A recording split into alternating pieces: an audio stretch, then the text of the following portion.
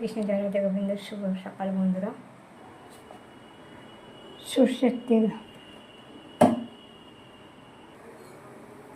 রাঁধুনি,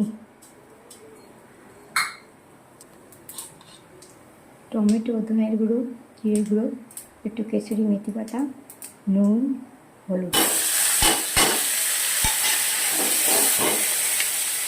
চিনি,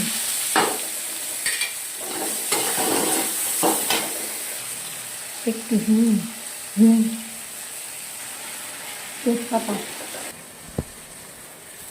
কাঁচা লঙ্কা, ধনে পাতা বাটা, কাঁচা লঙ্কা, ধনে পাতা বাটা, কাঁচা লঙ্কা, ধনে আর আদা বাটা, কাঁচা লঙ্কা, ধনে আর আদা বাটা।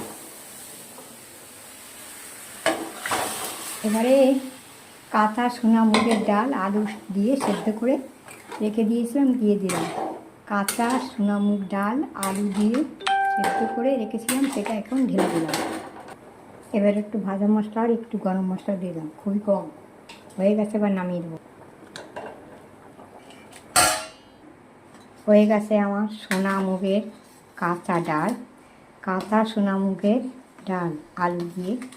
এরপরে একটু ধনে পাতা কুচিয়ে দেবো। এর মধ্যে কাঁচা লঙ্কা বাটা, ধনে পাতা দিয়েছি, আর একটু ধনে পাতা কুচিয়ে ওর উপরে ছড়িয়ে দেবো। এখন কুচাইনি।